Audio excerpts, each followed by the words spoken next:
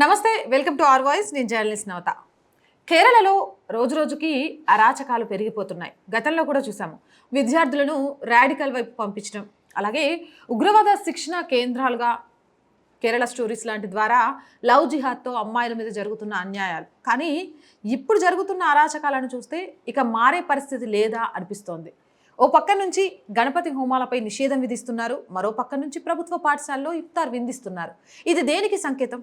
భారతదేశంలో ఇలాంటి సంకేతాల ద్వారా ఏం నేర్పాలి అనుకుంటున్నారు? కేరళలో జరుగుతున్న ఈ పరిస్థితులకు సంబంధించి అప్డేట్స్ మీకు అందించే ప్రయత్నమే ఈ వీడియో. కేరళలోని ఓ ప్రభుత్వ పాఠశాలలో ఇఫ్తార్ విందు నిర్వహించడం వివాదాస్పదమైంది.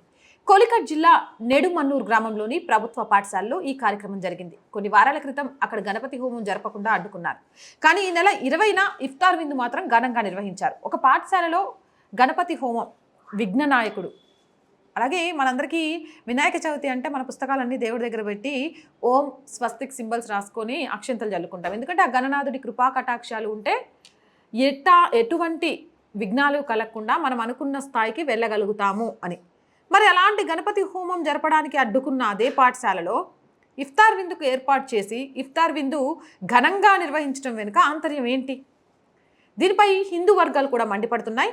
నడుపన్నూరు గవర్నమెంట్ హయ్యర్ సెకండరీ స్కూల్లో మార్చి 20వ తేదీన ఇఫ్తార్ విందు నిర్వహించారు. దాదాపు అందరూ పాఠశాల పిల్లలు ఈ కార్యక్రమంలో పాల్గొన్నారు. ఈ సంఘటనపై స్థానిక హిందూ సంస్థలు ఆగ్రహం వ్యక్తం చేస్తున్నాయి. దానికి కారణం ఉంది. ఫిబ్రవరి 13న అక్కడ ఒక కొత్త భవనం ప్రారంభోత్సవంలో గణపతి హోమం చేసేందుకు ప్రయత్నిస్తే సిపిఎం కార్యకర్తలు, దాని అనుబంధ విద్యార్థి సంస్థ డివైఎఫ్ఐ కార్యకర్తలు అడ్డుకున్నారు. పాఠశాలలో మతపరమైన కార్యక్రమం ఎలా చేస్తారంటూ రచ్చరచ్చ చేశారు. ఇక ఆర్ఎస్ఎస్ బీజేపీ కార్యకర్తల ప్రభావంతో బడి నిర్వహిస్తున్న కుటుంబం అక్కడ మతపరమైన కార్యక్రమాలు చేపట్టిందంటూ అల్లరి చేశారు. చివరికి పోలీసులు వచ్చి జోక్యం చేసుకొని గణపతి హోమాన్ని ఆపేశారు. ఒక భవనం ఓపెనింగ్ చేస్తున్నప్పుడు గణపతి హోమం చేస్తే అక్కడున్న సిపిఐ నాయకులకు మిగిలిన వాళ్లకు సంబంధించి నచ్చలేదు. కానీ అదే స్కూల్లో ఈరోజు ఇఫ్తార్ విందు చేసి అందరి పిల్లల్ని కూర్చోబెట్టి ఇఫ్తార్ విందు ఇవ్వడం అయితే నచ్చింది. ఎందుకు? అసలు ఇలాంటి దారుణాలు జరుగుతుంటే ఎందుకు ప్రశ్నించలేకపోతున్నారు? ఈ విషయానికి సంబంధించి పూర్తిగా ఏం జరిగింది అనేది తెలుసుకుంటే, అరుణ అనే మహిళ ఆ పాఠశాల మేనేజర్. ఆమె తండ్రి స్థానిక కమ్యూనిస్టు నాయకుడు. అయినా తల్లి కూతులు మాత్రం హిందూ విశ్వాసాలు కలిగిన మహిళలు.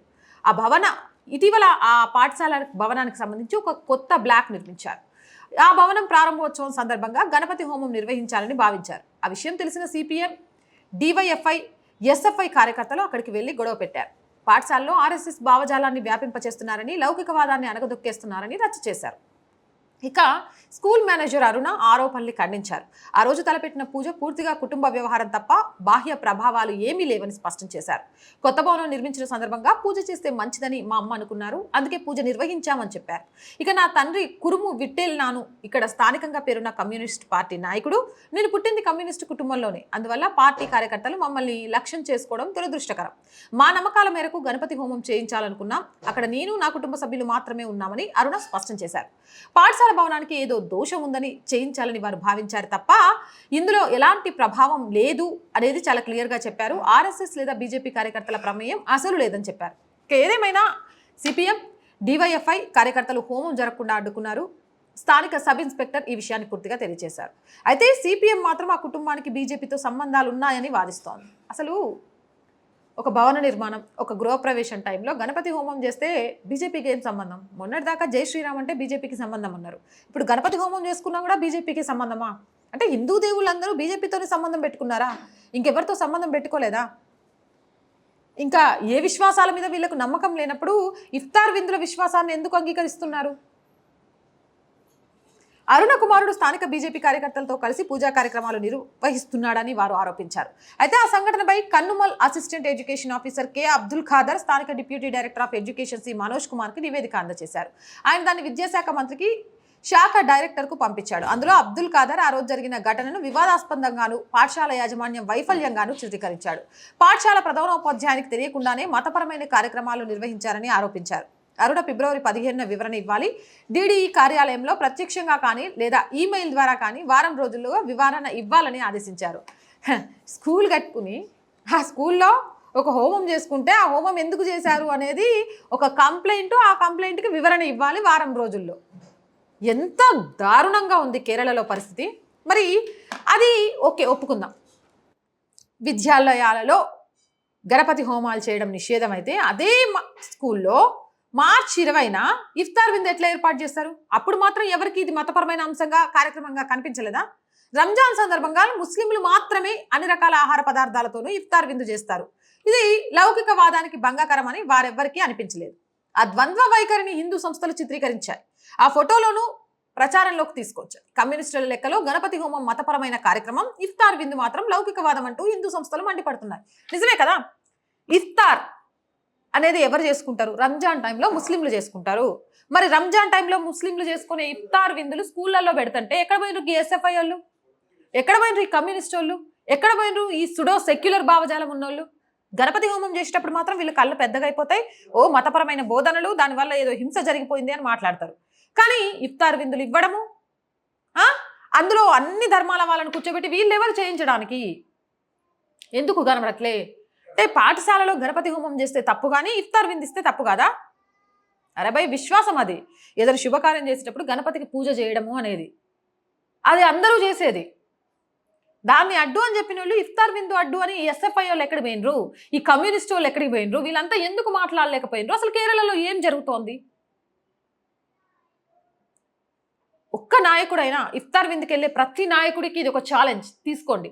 మీరు క్యాబ్ పెట్టుకొని ఎంత విశ్వాసంగా ఇఫ్తార్ విందులో కూర్చొని వాళ్లకు ఖర్జూరా తినిపించి మీరు తింటున్నారో. రేపు రాబోతోంది ఉగాది, పంచాంగ శ్రవణం వినడానికి తీసుకొచ్చి కూర్చోబెట్టండి. అలాగే ఏమంటారు, మనం ఉగాది పచ్చడి చేసుకుంటాం, వాళ్ళతో తాగిచ్చండి, అక్షంతలు వేయించండి. జరుగుతుందా? జరగదు. మరి ఇది ఎక్కడ లౌకికవాదం? ఇది ఎక్కడ సెక్యులరిజం?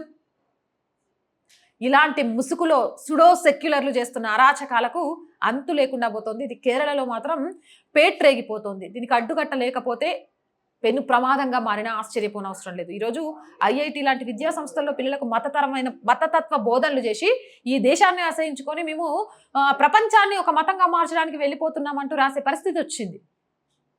అంటే విద్యా సంస్థల్లో ఏం చేస్తున్నారు అర్థం కాని విషయం. నేను కూడా మొన్న ఒక పెద్ద ఆయనతో మాట్లాడితే చెప్పారు, రంజాన్ టైంలో కొంత ఎక్కువ హింసలు చెలరేగుతుంటాయని. ఉపవాసంతో ఉంటారు, ఫ్రస్ట్రేషన్ ఉంటుంది, లేకపోతే ఇంకోటి అని. కానీ మరి శివరాత్రికి ఇంతకంటే ఎక్కువ ఉపవాసం ఉంటాం, నైట్ అంతా జాగారం ఉంటాం, కానీ ఎక్కడ కూడా హింస ఎందుకు జరగదు? ఇంతకంటే ఎక్కువ పండగలు కార్తీక మాసంలో ఉపవాసం ఉంటాం, నెల మొత్తం చాలా దీక్షతో ఉంటాం, ఎందుకు హింసలు జరగదు? ధర్మో రక్షిత సర్వే జనా సుఖినో భవంతు అని హిందూ ధర్మం చెప్తుంటే, మతం మాత్రమే సుఖినో భవంతు, మా మతం తప్ప మిగిలిన వాళ్ళంతా కాఫీర్లు అని చెప్పుకుంటూ ఉండే ఆ మత ప్రచారాలను స్కూల్లో చేస్తే తప్పు కాదు, ఆ మతానికి సంబంధించిన ఆచారాలను స్కూల్లో నిర్వర్తిస్తే తప్పు కాదు, కానీ హిందూ ధర్మానికి సంబంధించిన ఆచారాలు నిర్వర్తిస్తే తప్పు అనడాన్ని ఎలా చూడాలి? దీనికి అంతం ఎప్పుడు? విద్యా సంస్థలు అంటే రేపటి భావి భారత పౌరులు తయారు చేయాలే కానీ మతతత్వ విషయాలను చొచ్చించి దేశద్రోహులుగా మార్చడానికి కాదు. ఈ విధానాలలో కేరళలో అడ్డు వేయకపోతే రేపు దేశం మొత్తం కూడా పెను ప్రమాదం ఎదుర్కోవడానికి కారణమవుతుంది.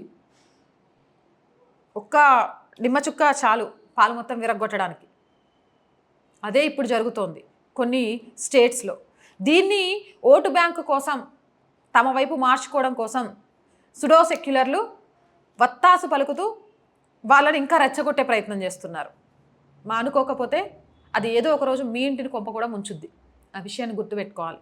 ఇలాంటి మోర్ వీడియోస్ కోసం మన ఛానల్ని వెంటనే సబ్స్క్రైబ్ చేయండి. వీడియో నచ్చిందా లైక్ చేయండి, షేర్ చేయండి. అండ్ మరిన్ని వీడియోస్ కోసం మన ఛానల్ని సబ్స్క్రైబ్ చేసుకోవడం మర్చిపోకండి.